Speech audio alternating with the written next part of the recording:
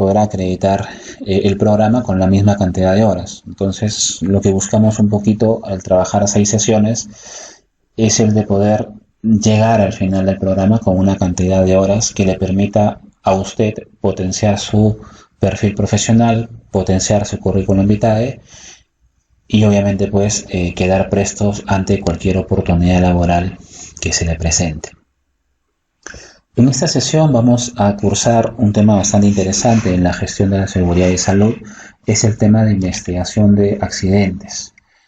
Y acá hablaremos sobre la diferencia que existe entre lo que es un incidente peligroso, un accidente, la clasificación de accidentes, cuál es la perspectiva de la investigación de accidentes en el sistema de gestión de seguridad y salud en el trabajo, y por ahí quizás una de las metodologías más usadas para poder hacer investigación de accidentes, como es la metodología de causalidad de pérdidas. Esta sesión les ofrece a ustedes un certificado totalmente gratuito. No tengo todavía la información si es que las demás sesiones también van a tener los certificados gratuitos o no. Eso se estará estableciendo en el transcurso de la semana y lo estaré informando yo en la siguiente sesión, ¿no? Pero bueno, sí tengo confirmado de que si ustedes aprueban esta primera sesión, obviamente cuando ya salga la emisión de notas totales, usted tendrá este certificado dentro de los certificados denominados certificados gratuitos. Muy bien, nosotros hemos sido bastante insistentes con lo que busca el sistema de gestión, ¿no? Y hemos sido bastante insistentes porque hemos visto que en el mercado laboral, el mercado profesional tiene muchas deficiencias. Y tiene deficiencias porque muchos profesionales piensan que hacer seguridad y salud es solamente evitar que el trabajador accidente.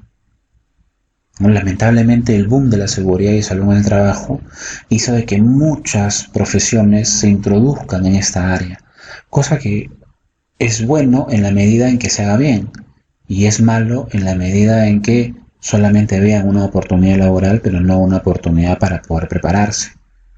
Entonces, desde que se emitió la Ley de Seguridad y Salud en el Trabajo en el año 2011, se reglamentó en el año 2012, la demanda de profesionales fue tan alta que los profesionales formados en la especialidad, como ¿no? lo han sido los ingenieros de higiene y seguridad industrial, no podían pues acaparar todo el mercado. Entonces se empezaron a introducir profesionales de las diferentes especialidades, como son ingenieros ambientales, químicos, industriales, mineros, etcétera, y que hoy en día ya tienen muchos años trabajando en seguridad y salud, ¿no? Lamentablemente la cantidad de años te da experiencia en la gestión, pero cuando hay temas técnicos, si no te preparas, podrán pasar 10, 15, 20 años y nunca entiendes el agente físico o nunca entiendes el agente químico, ¿no? En ese sentido, el mercado laboral sí requiere profesionales que tengan una visión mucho más amplia, que no solamente piensen que hacer seguridad y salud es evitar accidentes, sino también entiendan que hacer seguridad y salud es evitar enfermedades. En ese contexto hemos sido, creo, bastante insistentes, ¿no? De obviamente pues el gran deseo de que ustedes cuando salgan al mercado laboral o si ya se encuentran en el mercado laboral empiecen a marcar la diferencia con esos profesionales que lamentablemente pues piensan que hacer la gestión de la seguridad y salud es hacer solamente un per se, ¿no? Hay mucho más allá es mucho más que eso. En ese proceso hemos definido nosotros constantemente al sistema de gestión de seguridad y salud en el trabajo como la forma correcta en la cual administramos los elementos de la organización con los objetivos claros, que es evitar que el trabajador accidente y es evitar que el trabajador enferme.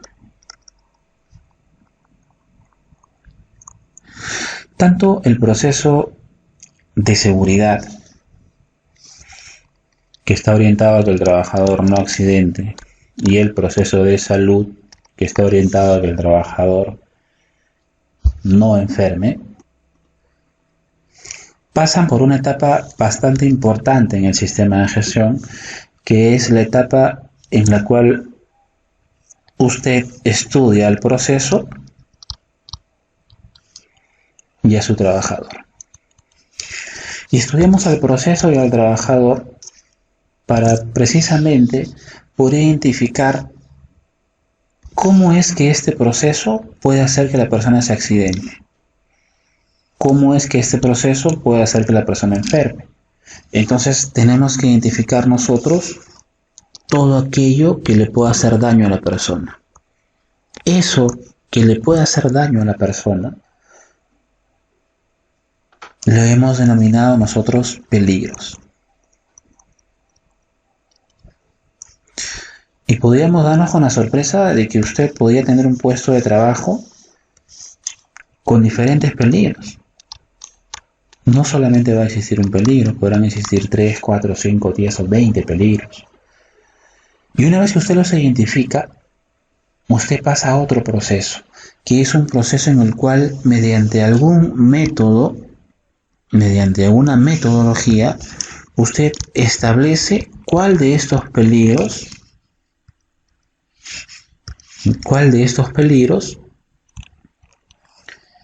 representa o puede representar mayor daño en la persona si es que se llega a materializar. Usted puede tener 20 peligros, pero ¿a cuál le va a dar mayor prioridad? ¿Cuál de ellos tiene mayor significancia para usted? Esa forma en la cual usted va a ver cuál es más peligroso, lo denominamos nosotros evaluar el riesgo. La evaluación de riesgo tiene ese objetivo, poder saber cuál de estos peligros realmente es el más peligroso, valga la redundancia, o puede generar mayor impacto en el trabajador. Y estos peligros, absolutamente todos, hay que controlarlos. Porque si usted no los controla, en cualquier momento esos peligros se materializan en un accidente. Y en base a este proceso de identificar lo que le puede hacer daño a la persona, de evaluar el riesgo y establecer el control, nosotros extraíamos como resultado de esto nuestra planificación o nuestro planeamiento. Y nuestra identificación o nuestro planeamiento era nuestra estrategia preventiva.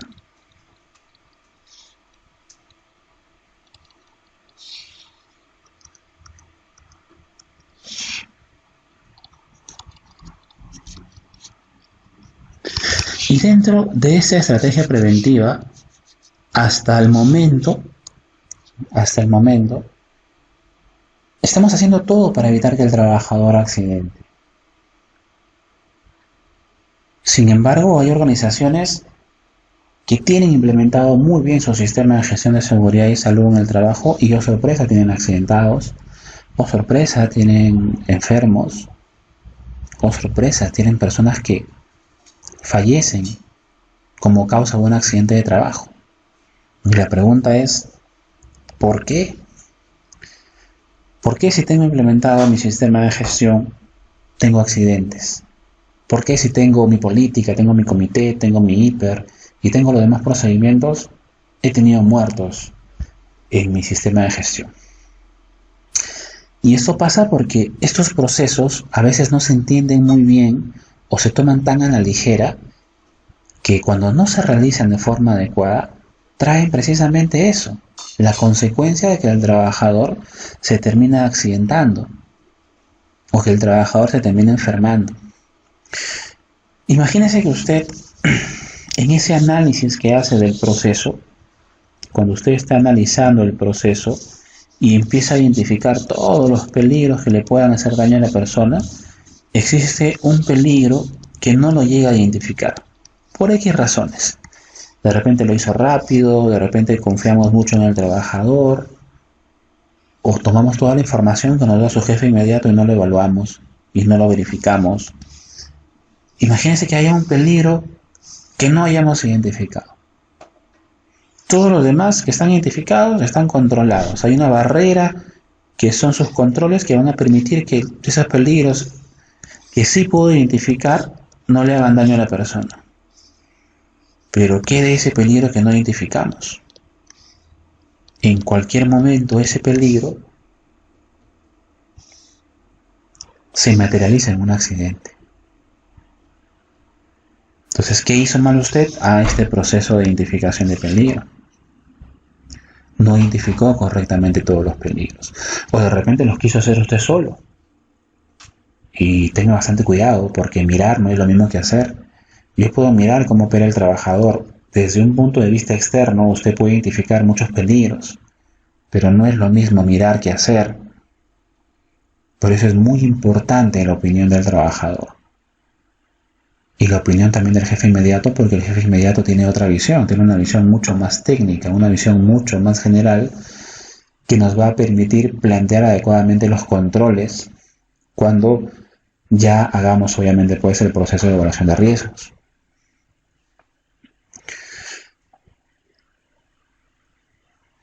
¿Y qué pasa cuando usted no evalúa bien el riesgo? Si usted no evalúa bien el riesgo, aquello que es más peligroso quizás lo mande al final.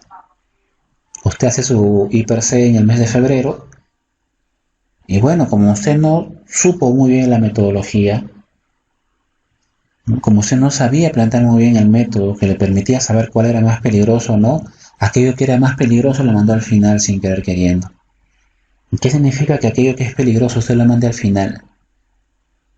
Significa que el trabajador durante todo ese tiempo que no está siendo controlado está interactuando con ese peligro. Y en algún momento el trabajador se puede accidentar.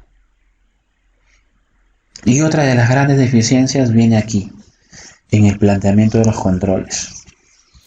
¿Y por qué en el planteamiento de los controles? Porque pensamos que el IPRC es estático. Identificamos peligros, evaluamos riesgos y establecemos control. Y pensamos de que basta con colocar o implementar aquello que dice el IPRC en esta celda del control. El control es adecuado, nadie lo va a negar. Lo sacamos del IPRC, por supuesto. Pero no se trata solamente de agarrar esa guardia de seguridad y colocarla en la máquina y decir ya puse el control. A ese control que está aquí hay que hacerle seguimiento. ¿Y por qué tenemos que hacerle seguimiento? Para poder ver si es que realmente ese control es o no es eficaz. Porque si ese control no es eficaz, usted identificó el peligro, evaluó el riesgo, pero controló mal. Y si usted controla mal, esa guarda de seguridad que usted le puso, de repente tiene regidas muy grandes, que el trabajador igual se apoya, introduce los dedos y se le amputó los dedos. Entonces ese control quizás no es el más adecuado. Pero nunca se va a poder dar cuenta si es que realmente usted no le hace seguimiento y no mide la eficacia de ese control. Entonces, estos procesos que aparentan ser muy sencillos y que realmente no son complicados, van a ser más eficientes en la medida en que usted los haga bien. Porque si en una de estas etapas del IPRC usted falla, la consecuencia la va a tener después. El trabajador se va a accidentar. No debería pasar nada para que el trabajador se accidente. ¿Por qué? Porque usted ha establecido su IPRC. Y el IPRC justamente busca eso, pues. Evitar que el trabajador accidente, evitar que el trabajador enferme. Y sin embargo siguen habiendo accidentes. No, que el trabajador, si el trabajador tiene comportamientos inadecuados, eso también tienes que controlar, ¿no? Entonces muchas veces se le echa la culpa al trabajador. No, es que mi IPRC está bien, pero el trabajador es el que comete los actos inseguros. Un trabajador puede cometer actos inseguros. Tu sistema de gestión tiene que identificarlos también. Para eso existen programas como seguridad basada en el comportamiento. Que bueno, ya de ahí salieron muchos nombres, ¿no? Seguridad basada en la conducta, seguridad basada en los valores, que en esencia, ¿no?, radica de esa metodología que es conocida ya internacionalmente como la seguridad basada en el comportamiento. Y que es una forma de poder controlar las actitudes del trabajador, los comportamientos del trabajador. Entonces hay que tener bastante en cuenta eso también.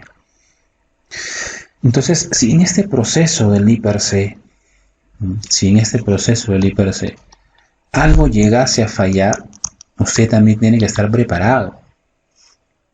Y acá viene el gran paradigma, ¿no? Usted establece un sistema de gestión preventivo, pero también tiene que establecer un sistema de gestión que se encuentre preparado por si es que alguna de estas etapas llega a fallar. Si alguna de estas etapas llegase a fallar, usted tiene que estar preparado. Y quizá usted en algún momento visto, pero la continuación del IPRC es lo que nosotros conocemos como el famoso plan de respuesta ante emergencias.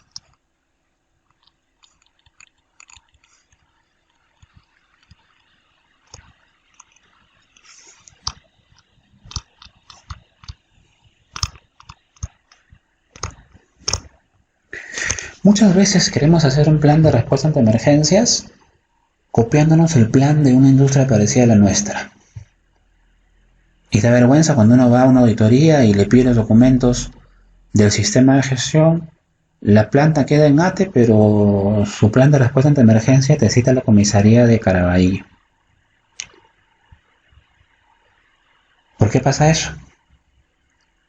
Porque empiezan a copiarse los planes de respuesta ante emergencia. El plan de respuesta ante emergencia es la forma en la cual su organización actúa para poder hacer que ese daño que el trabajador tiene, porque si algo falla acá, si algo llegase a fallar acá, usted tenga plena seguridad que ya está haciéndole daño al trabajador. Si usted no identificó bien el peligro, si usted no evaluó bien el riesgo y no le hizo un adecuado seguimiento y no evaluó ni midió la eficacia del control, el trabajador va a sufrir daño. Y si ese trabajador sufre daño, ese daño puede ser muy grande si es que usted no atenúa el daño.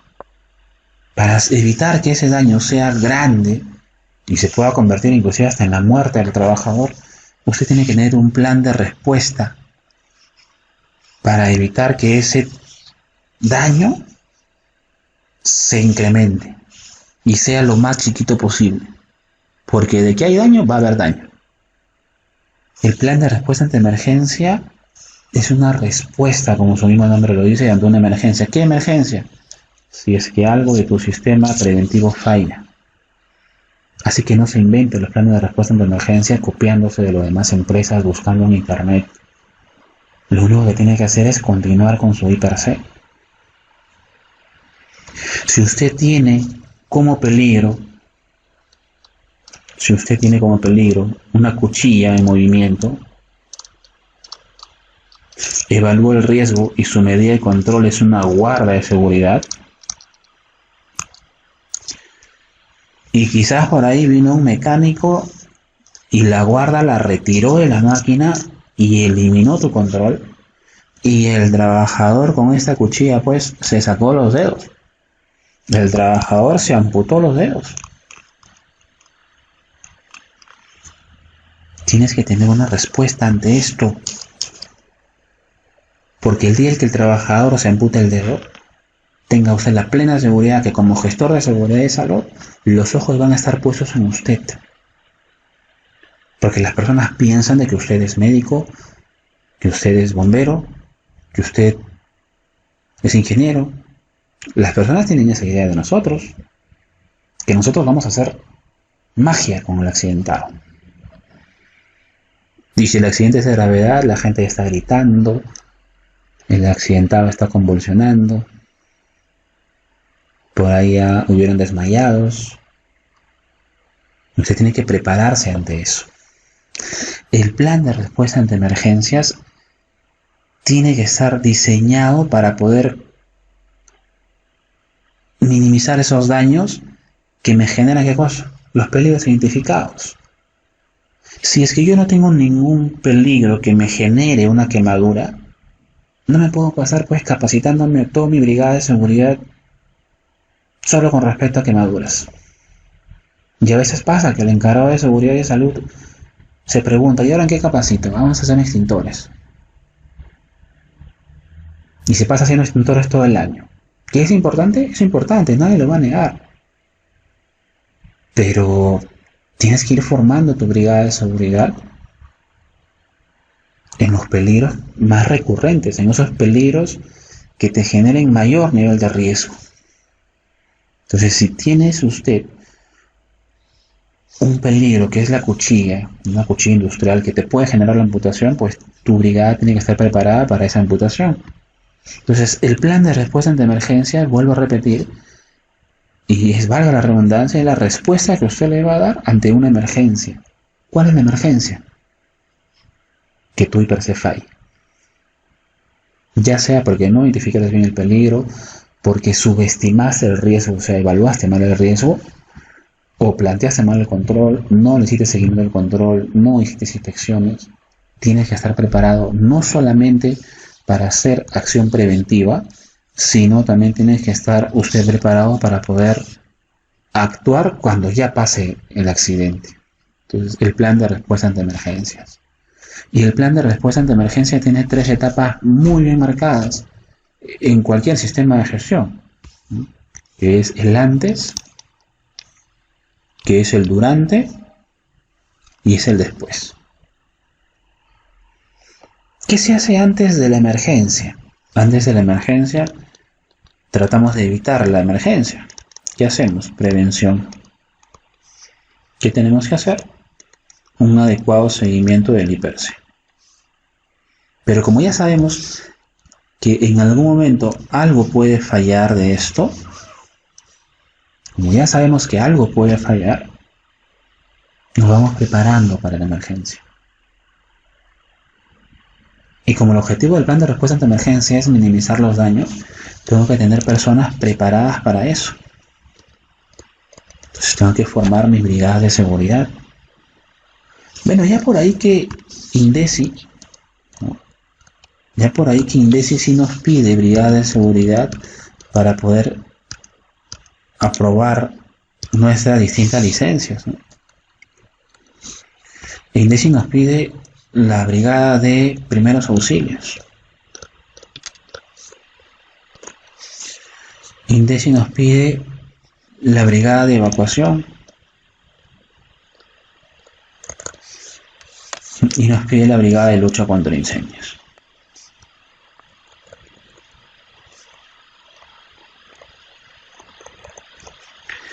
Ya si usted es una industria química, nos van a pedir una brigada de materiales peligrosos. El famoso MATPE. Programa de especialización que seguramente estaremos abriendo en las semanas próximas, porque es todo un mundo el tema de materiales peligrosos. Entonces, acá usted va formando sus brigadas. ¿En qué temas los voy a capacitar? Ya sabemos.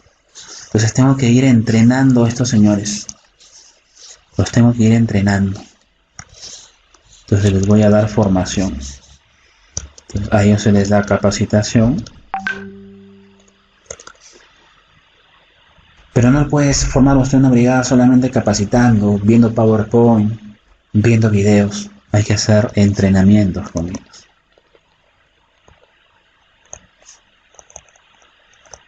Entrenamiento de cómo trasladar a un accidentado, cómo trabajar con una amputación de brazo, cómo trabajar con una persona que se ha ahogado, etc. Los temas, ¿de dónde los voy a sacar? Los voy a sacar del IPERSE.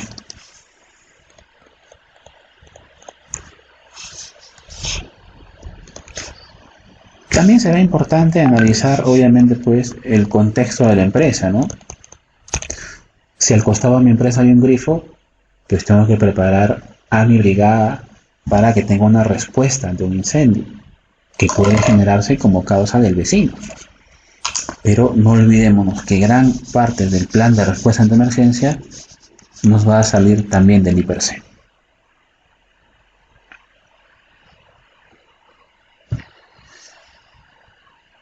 Y cuando ya estamos preparados para la emergencia, ya viene lo que obviamente nadie desea que suceda, ¿no? La emergencia propiamente dicha. ¿Y qué se hace durante la emergencia? Durante la emergencia usted tiene que tener un plan diseñado también. Porque si usted no diseña una respuesta para la emergencia, todo es caos, todo es desorden. Y donde hubo un accidentado quizás van a haber 2 o 3 o 4. Y en toda emergencia podemos seguir este criterio que utilizan los bomberos. El famoso PAS. ¿Y qué significa el PAS? Proteger, avisar y socorrer. ¿Proteger a quién? ¿Al accidentado? Es importante proteger al accidentado, pero más importante que proteger al accidentado es protegerse a uno mismo. Imagínese pues que usted está trabajando en un laboratorio. Imagínese que usted está trabajando en un laboratorio. Usted se va al baño y cuando regresa ve por la ventana, cuando usted está regresando del baño, ve por la ventana que su compañero está tirado en el suelo. ¿Qué pasó? Emanó un gas tóxico. Un laboratorio, un mal control y emanó un gas tóxico. La persona está muriéndose y está con los ojos amarillos y toda su cara está pálida y se está muriendo y usted no tiene cómo ingresar. ¿Se dejaría usted llevar por la emoción de salvar a su amigo, sabiendo que a los 2 o 3 minutos usted va a estar con él? Entonces no se puede dejar llevar por las emociones. Y el proteger no es proteger al accidentado, porque si usted intenta proteger a esta persona accidentada, usted va a ser un accidentado más. Y quizás, si es que tengamos que lamentar una muerte, tengamos que lamentar 2 muertes. Entonces, la primera orientación del proteger es protegerse a uno mismo. O sea, tienes que protegerte a ti mismo. Si es que usted está protegido, recién usted puede pretender proteger al accidentado. Pero si usted no se protege a sí mismo, preferible no intente proteger al accidentado, porque donde hay un accidentado pueden haber 2 accidentados y donde hay un muerto pueden haber 2, 3 o 4 muertos. Y este es un criterio elemental para cualquier sistema de reacción. Bien, entonces nos protegemos a nosotros mismos, protegemos al accidentado y protegemos al entorno. Tenemos que también tener un proceso para poder avisar. ¿Avisar a dónde? Avisar al entorno. Avisar a esa brigada de seguridad que está ocurriendo una emergencia. Para eso la organización tendrá que establecer cuál es su mecanismo para poder avisar una emergencia, para poder comunicar que está ocurriendo una emergencia. En muchas plantas industriales se utilizan los pulsadores. Entonces, si yo estoy en la zona de despacho y ocurre una emergencia, un atropello, un derrumbe, un amago de incendio, automáticamente voy al pulsador, aprieto el pulsador y emite una alarma sonora. Esa alarma sonora activa a los brigadistas. Automáticamente los brigadistas, de forma inmediata, acuden a la garita de vigilancia. Obviamente no van a acudir al lugar de la emergencia porque no saben de dónde proviene la emergencia. Lo único que tienen hasta ese momento es una alarma sonora. Automáticamente todos se dirigen a la garita de vigilancia porque en la garita de vigilancia hay un tablero de control. En ese tablero de control se puede identificar de dónde está viniendo la alarma, dónde fue pulsado, ¿no?, este sistema de emergencia, dónde se activó el pulsador de emergencia, y automáticamente todos se dirigen a la zona en la cual está ocurriendo la emergencia. Ya si la organización tiene más recursos, obviamente pues estos paneles, ¿no?, que tienen toda la identificación de las áreas, se pueden colocar también en la planta. Relativamente caro, pero hay organizaciones que también lo tienen. La mayoría lo tiene como que centralizado en un punto, y muchas veces ese punto es la garita de vigilancia, que también hace pues un trabajo de prevención contra robos. Entonces necesita esa información siempre a la mano. Entonces, el siguiente proceso es el de avisar. Entonces, hay que establecer una comunicación de la emergencia.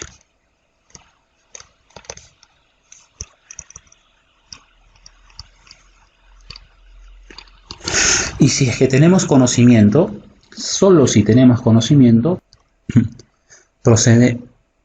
procedemos a socorrer. Entonces, en socorrer, obviamente, atacamos con primeros auxilios. Pero para poder establecer primeros auxilios, hay que haber sido formado en esto. Hay que tener conocimientos para poder hacer la labor de primeros auxilios. Imagínese que usted quiere hacer una reanimación. No tiene la menor idea de cómo hacerlo. De repente termina fracturando a la persona. Hay que tener conocimientos específicos para poder establecer este proceso del socorrer. Entonces, durante la emergencia, seguimos esta secuencia, ¿no? Proteger, avisar, y si es que hay conocimientos, socorremos. Se supone que si usted ya avisó, automáticamente la brigada se acercó al lugar para establecer el socorrer. ¿Usted puede ayudar? Sí puede ayudar, pero solo si tiene conocimiento de.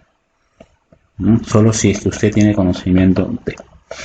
Me hace recordar mucho que en un laboratorio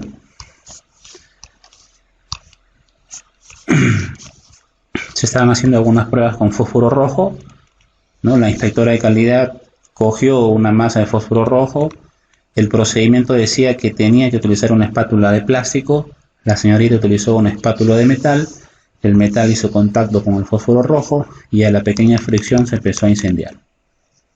Se empezó a quemar el laboratorio, la señorita hizo muy bien porque automáticamente evacuó,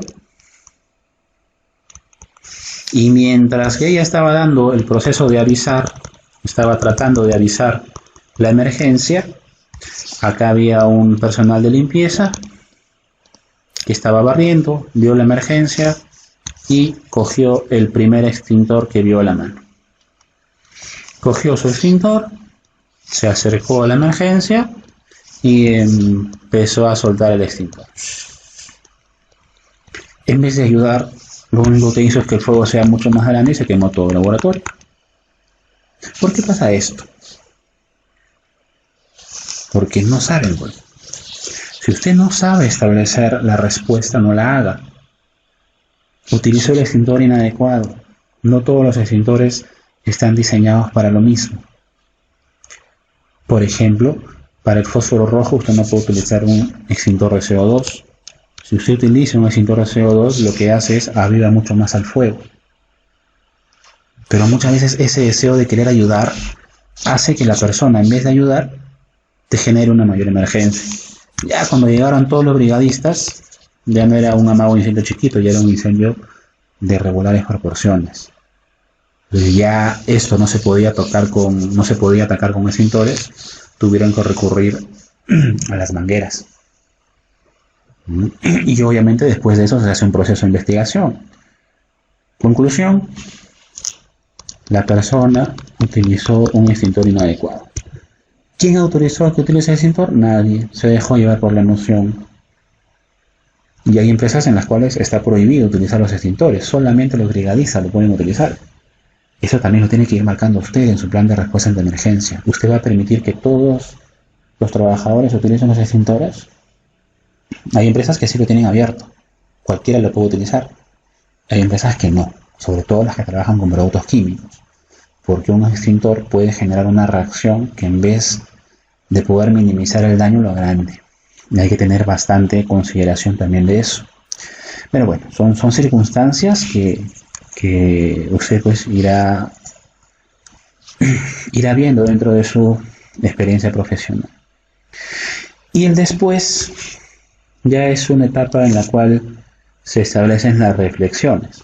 En el antes me preparo, en el durante protejo, aviso, socorro, y en el después, bueno, en principio siempre está primero la persona, por lo tanto hay que hacer aquí un seguimiento adecuado de la persona.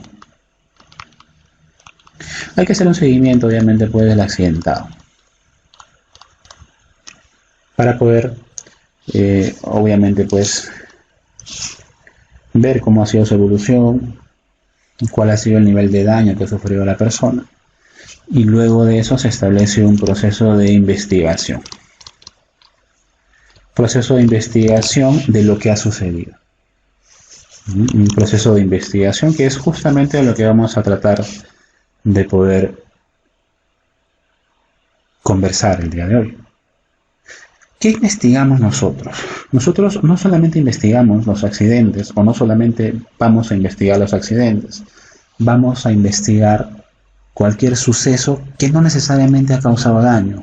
Lo hemos colocado todo como una respuesta ante un accidente, pero nosotros no solamente debemos investigar los accidentes, nosotros debemos investigar cualquier suceso que no necesariamente causaron daños personales. Tenemos que investigar cualquier suceso que pudo haber generado un daño personal también. De esa forma vamos a poder atacar la raíz del problema. Entonces, como no solamente vamos a investigar accidentes, tenemos que definir 3 términos. Y acá vamos a definir 3 términos bastante puntuales y que muchas veces generan confusión. El primer término que vamos a definir nosotros es el término incidente.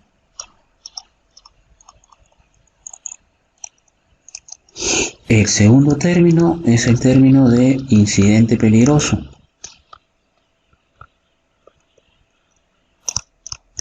Y el tercer término es el término de accidente. ¿Qué es un incidente?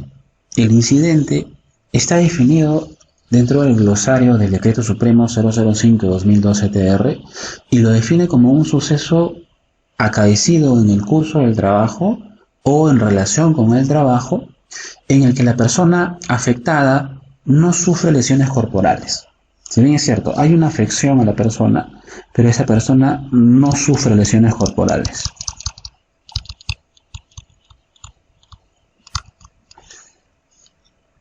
O si es que los llegase a sufrir,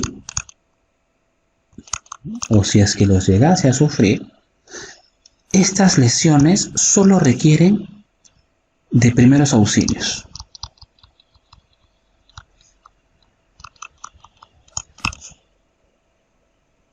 Por ejemplo, si usted está caminando por el almacén, al costado de usted o al lado de donde usted está caminando hay cargas que están apiladas,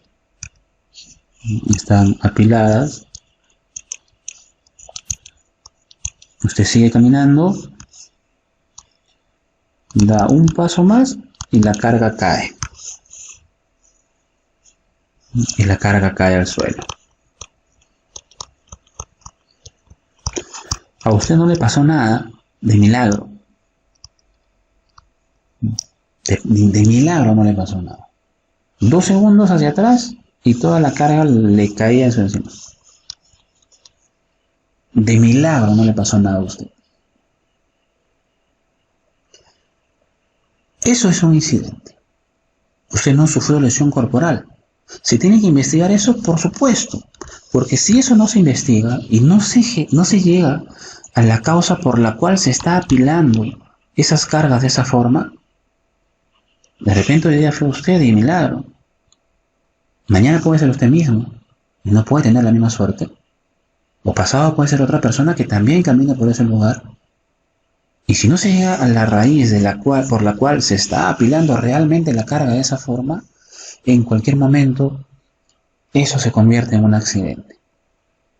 Ya, eso es un incidente, es un suceso en el cual usted no sufre lesiones corporales. Otro ejemplo de incidente. O de repente usted está subiendo las escaleras y se tropieza. Se raspa la pierna. Bueno, se llegó a raspar la pierna, lo llevan al tópico y le dan primeros auxilios.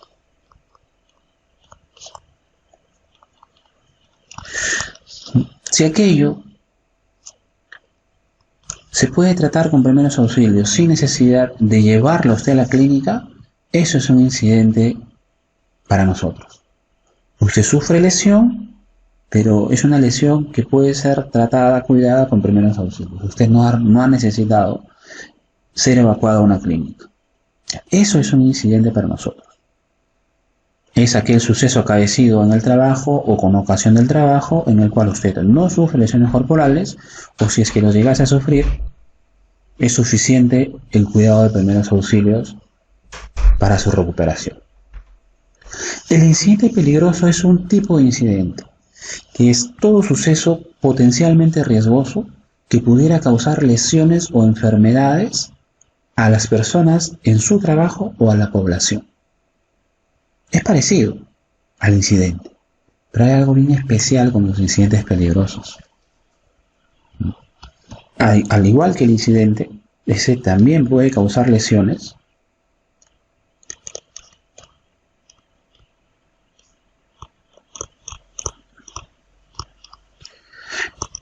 pero estamos hablando de lesiones hacia personas en el trabajo, plural, o a la población. No se genera la lesión, pero pudiera causar lesiones, porque obviamente ya si se genera la lesión, ya estaríamos hablando de un accidente. Puede causar lesiones a un grupo de personas. Entonces, el incidente peligroso es un tipo de incidente, pero orientado a que el daño que se puede originar es un daño a un grupo de personas. Estos incidentes peligrosos los vamos a encontrar en la tabla número 7. Los vamos a encontrar en la tabla número 7 de los formularios finales que aparecen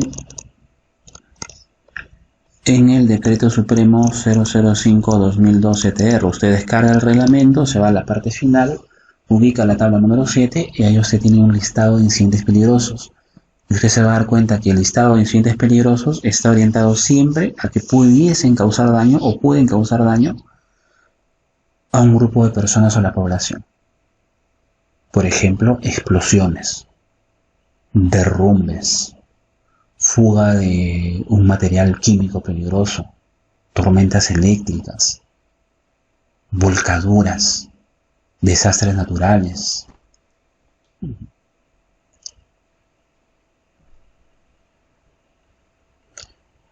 Le recomiendo que para su evaluación usted tenga esa tabla en la mano, ¿ya? Le recomiendo que para la evaluación usted tenga esa tabla en la mano. Lo vuelvo a repetir, esa tabla es la tabla número 7 que está en el Decreto Supremo 005/2012 TR, Reglamento de Seguridad y Salud en el Trabajo. Por ejemplo, los incendios en el centro de trabajo también son considerados como un incidente peligroso. Bien, entonces, ahí vemos un poquito la diferencia entre lo que es un incidente en general y lo que vendría a ser un incidente peligroso. Con eso, ahora sí vamos a definir nosotros qué es un accidente. Ya vimos por ahí la definición de accidente que nos daba la norma técnica del seguro complementario de trabajo de riesgo. Acá, en el reglamento de seguridad y salud del trabajo, también vamos a tener nosotros la definición de accidente. Y se define accidente de trabajo como todo suceso repentino que se produzca como acción o con ocasión del trabajo que genera en el trabajador una lesión orgánica. Entonces, en accidente de trabajo, ya se genera acá una lesión orgánica.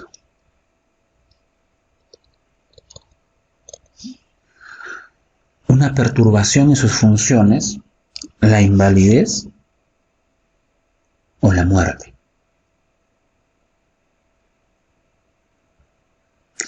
Y tenemos tres tipos de accidentes de trabajo. Tenemos los accidentes leves, tenemos los accidentes incapacitantes y tenemos los accidentes mortales. Vamos a ver, ¿qué es un accidente leve? ¿No? Entonces, en accidentes tenemos accidentes leves,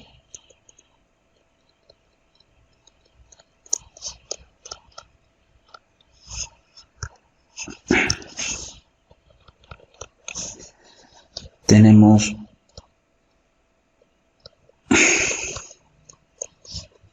accidentes incapacitantes y tenemos los accidentes mortales.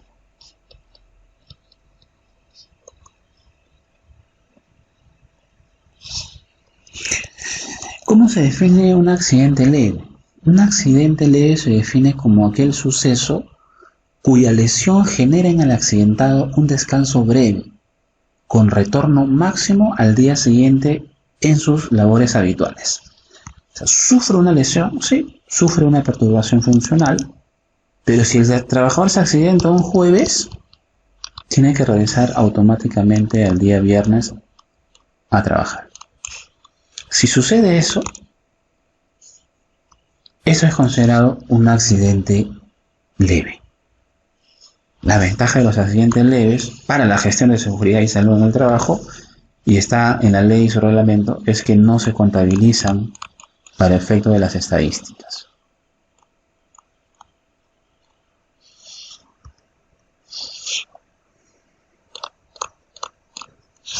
No se contabilizan para efecto de las estadísticas. Ya usted demarcará si esto es bueno o malo. Porque su organización puede tener 10 accidentes leves y cuando usted ve las estadísticas, 0 accidentes, con descanso médico. O sea, para efecto de sus estadísticas generales, los accidentes leves no se contabilizan. Ojo con ese dato, ¿eh? Vuelvo a repetir. Usted puede tener 10 accidentes leves y en su estadística de accidentes no va a reflejar los accidentes que usted tiene, porque esos accidentes son accidentes leves, que no han generado días de descanso médico, no han generado una pérdida, no los contabilizamos dentro de las estadísticas.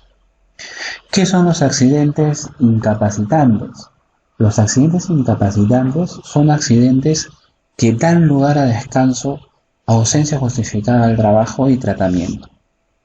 Estos accidentes incapacitantes también tienen su propia definición. Se clasifican en accidentes incapacitantes total temporal,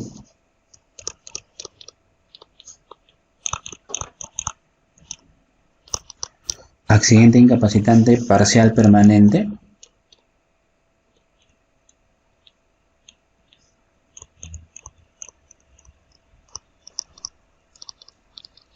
y accidente incapacitante total permanente.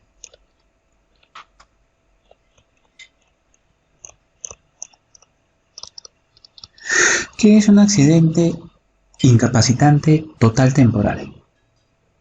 Es cuando se genera en el accidentado la imposibilidad de poder utilizar su organismo.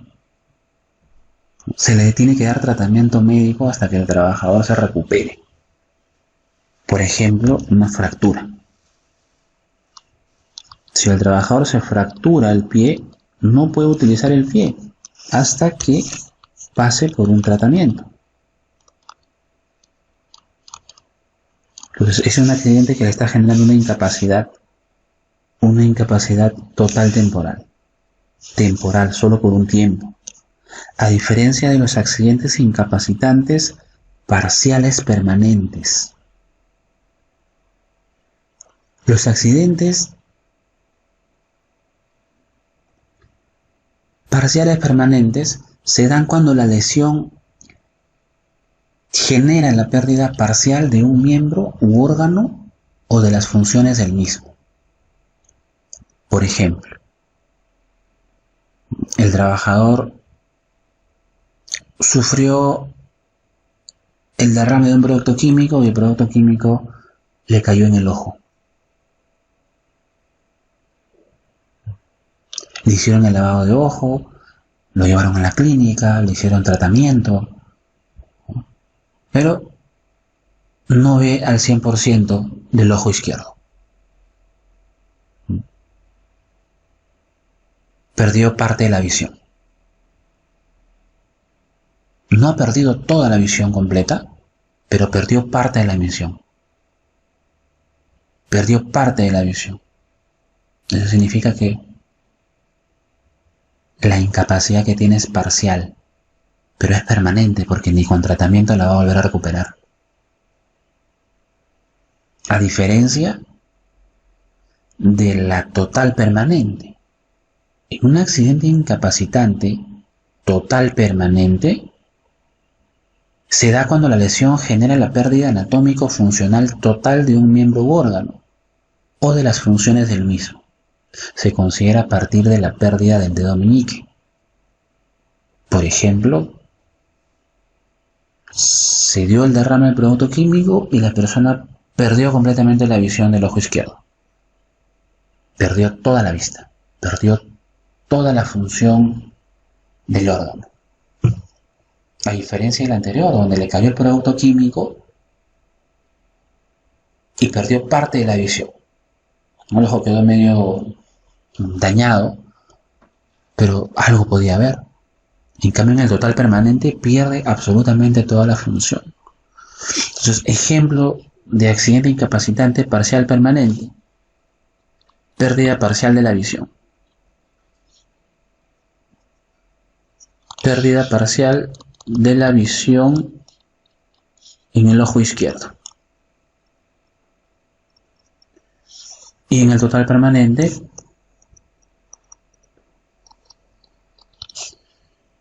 pérdida total de la visión de ese mismo ojo izquierdo. Totalmente diferente. Y el accidente mortal, su mismo nombre nos lo va a decir. En el accidente mortal, la persona, o se produce la muerte de la persona. Se produce ya ahí la muerte de la persona. Tenía un gerente que tenía la costumbre de preguntarle a cada prevencionista que llegaba: ¿y usted cuántos accidentes mortales ha tenido? ¿Cuántos accidentes ha tenido usted dentro de sus 10 años de experiencia? ¿Cuántos muertos ha tenido usted en su vida profesional como prevencionista? Y cada postulante decía: no, señor, yo no he tenido ningún muerto. Mi gestión siempre ha sido la mejor. Es más, mi reducción, mi gestión hacía esto, lo otro. Y bueno, el gerente decía: no me sirve, siguiente, hasta que venía una persona y decía: bueno, yo he tenido 5 muertos, 2 por quemadura, 3 por amputación. Ya con ese se quedaba. Tenía esa costumbre de poder preguntar de esa forma porque la industria que dirigía era una industria de altísimo riesgo. Y esas personas que ya han tenido la experiencia de poder gestionar el accidente mortal son personas que de alguna forma saben cómo reaccionar frente a algo de esa naturaleza. Pero bueno, ya es un tema bastante discutible, ¿no? Entonces, estos términos que están aquí, por favor no lo vaya a confundir: incidente peligroso, accidente, y los 3 tipos de accidentes que tenemos: accidentes leves, accidentes incapacitantes y los accidentes mortales. Ahora, dentro, obviamente, pues, del marco de tu giro de negocio, cuando suceda algún tipo de accidente de trabajo, hay que reportarlo. Existe la obligación de la notificación. Si usted tiene un accidente mortal, si usted llegase a tener un accidente mortal, que obviamente pues nadie espera tener un accidente mortal, si usted llega a tener un accidente mortal, y ojo, no solamente un accidente mortal, o si es que usted también llega a tener un incidente peligroso, ya sabemos que es un incidente peligroso, usted como organización está en la obligación de reportarla dentro de las 24 horas.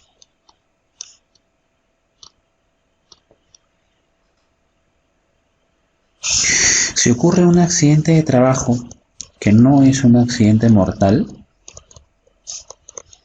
Si ocurriese un accidente de trabajo que no es un accidente mortal, en el cual el trabajador es llevado al centro médico asistencial, es el centro médico asistencial la responsable de reportar ese accidente al ministerio.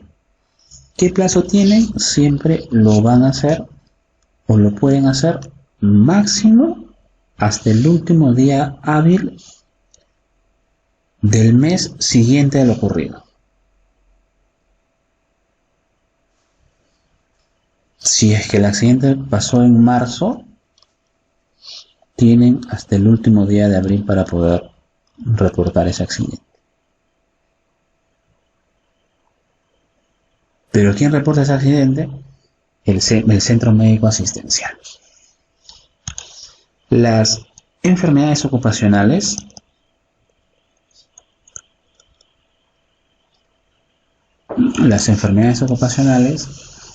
son reportadas también por el centro médico asistencial y para eso tienen un plazo de 5 días hábiles después que se conoce el diagnóstico. Desde el día que se determina que realmente la persona tiene una enfermedad ocupacional, tiene 5 días hábiles después del diagnóstico para poder hacer el reporte de dicha enfermedad ocupacional. Son 5 días hábiles los que tiene.